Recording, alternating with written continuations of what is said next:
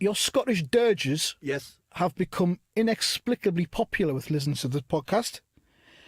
And that leads me to suspect that a large portion of our fans detest themselves and their own lives. Right. Can you confirm the allegation that you've received a 5-figure sum from the elders of the Outer Hebrides as a bung for you to record these songs? No bungs. Actually, no comment. No comment. No, you said no bungs and then you said no comment. No bungs, no comment. I've been told it's That's part. going to be the title of my autobiography. No bungs, no comment. I've been told it's part of a campaign they're running called "Be Afeard of the Mainland," which they're running in order to halt the dwindling population numbers. Andy, it's soft propaganda. Soft propaganda. What does that mean? Call it. It means propaganda that's it's on Twitter, it's on podcasts, shit like this. You know what I mean? But it's sort of like, pervades. Is that a word? Yeah. Or is that a dish? So are you confirming or denying you've been paid by the elders of the Outer Hebrides to? No comment. Okay, let's have some of the Scottish dirges then. I've written something that's a bit more. It's a bit depressing actually. It's a bit down, Scottish sort of song, but it's a Scottish baker sort of song. Och, I'm a Scottish baker. I bake the Scottish pies. I've got problems with my drainage and problems with my wife. The two may be interconnected, 'cause I bludgeoned her to death by repeatedly hitting her head with my welder's mask. I disposed of her flesh and bones down the back kitchen sink. Now my toilet's blocked and my pie meat's starting to stink. That will be 40p, Mr. Mackay, and I would eat it before sunset if that was my pie.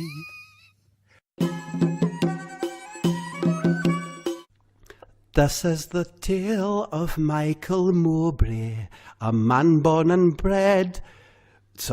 This is the tale of Michael Mowbray, a man born on a bed of scouring powder, and behidden of a heart of pure stone. On his 18th birthday he announced a barn dance. The price of admission included a free artisan hamburger and an amusing badge.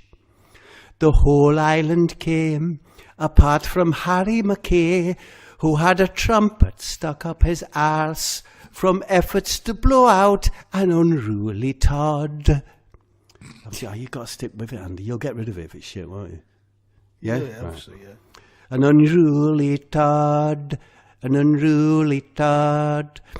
On the count of midnight, Michael Mowbray called for silence. "Hey, you bastards," he growled. "You know those artisan hamburgers?" "Aye, we do, Michael." "Well, they were nae artisan, but frozen ones from Aldi on the mainland." The more fragile in the audience dropped to their knees in pain, whilst those of a firmer bollock twisted their faces in temper. But Michael just smiled as he left the barn and tossed a flaming truncheon into its belly. 80 lives were lost. 80 lives were lost. 80 lives were lost. And now only Michael and Mr. Mackay reside on that God-forsaken island. And what about Mr. Mackay's difficult Todd? And what about Mr. Mackay's difficult Todd? It fell out exactly 1 year to the night of the barn dance, and is now kept in a box with various other difficult items.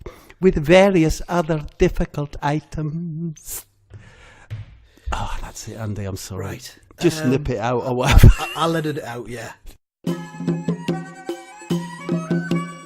This is the tale of Sam McGregor, the last surviving adult male on the island.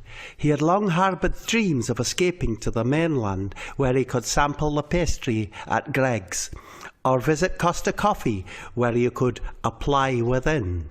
Even enroll at a Bannatyne or Pure Living gym and cleanse his body with their luxury soaps. He had planned his escape for some time, but things had now turned urgent. As in the last month, 80 men had died.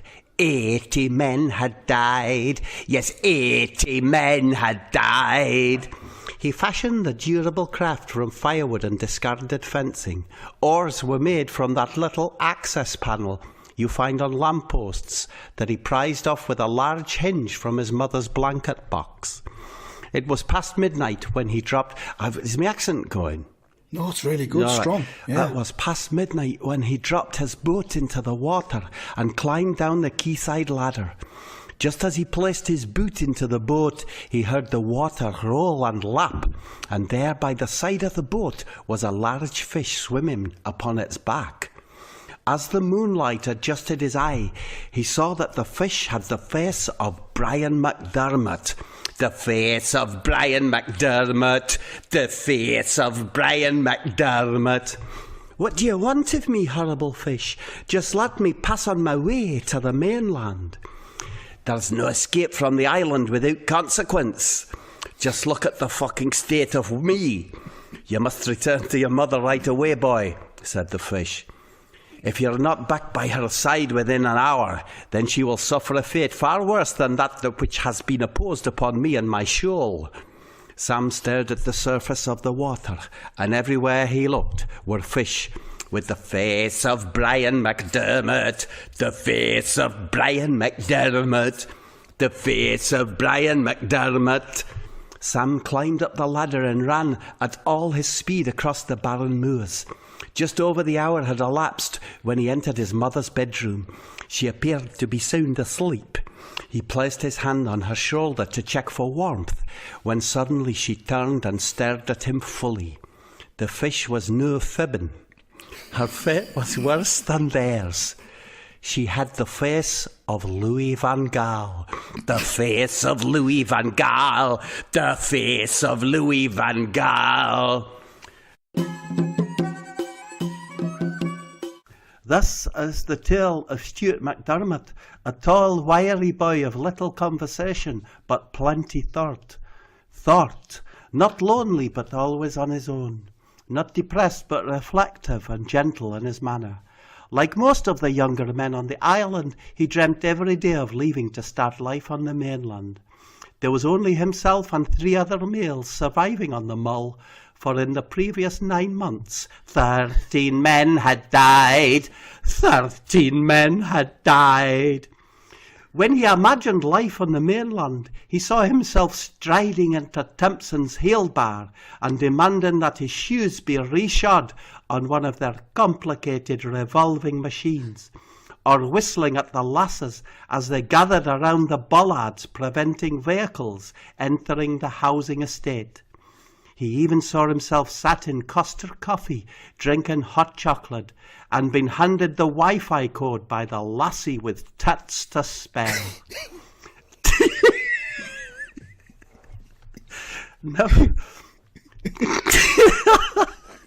Now, for several years, Stuart had been researching the geology of the small island and inquiring of the older generation about the infamous Hellpot Hole. It was reputed to be the home of an unusual beast with whom a deal could be struck to escape the clutches of the godforsaken isle. His research had led him to a small...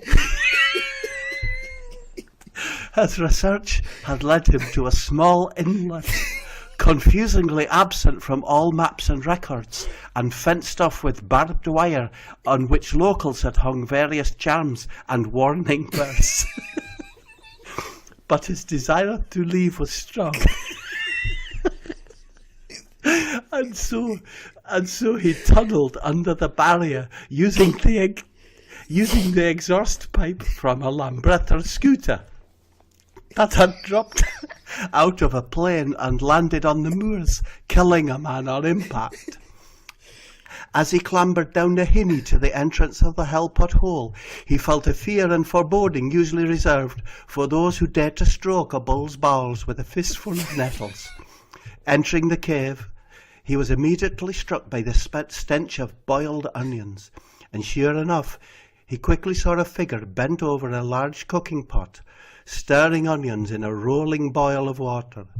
The figure was naked but covered in hair. A branch snapped beneath his feet, and the figure slowly turned its head toward him. Stuart made to run, but his feet were now stuck by a sticky substance that was leaking from the base of the onion pot. The beast was now fully turned, and Stuart whimpered as he saw that it had the face of Benny Hill. The face of Benny Hill! The face of Benny Hill! "Do you like boiled onions?" said the beast. "I fucking do. In fact, I can't get enough of the wee sweet bastards." The beast plucked an onion out of the pot and held it unscalded in his hand as he approached Stuart with the onion held in front of him. "I sense you want to leave the island, boy." I do," said Stuart. "You'll be wanting to visit Timpson's to have a keycut on their complicated machine and other such mainland nonsense, I guess." "Aye, that's right," said Stuart. "We'll take a bite of the onion, child. I will assure you passage through Hellpot and onto a series of chambers to the mainland. But there is a price to be paid." "I'll pay that price," said Stuart, and he grabbed the onion and bit into it. As he chewed, the beast held up a gilded mirror for Stuart to gaze upon.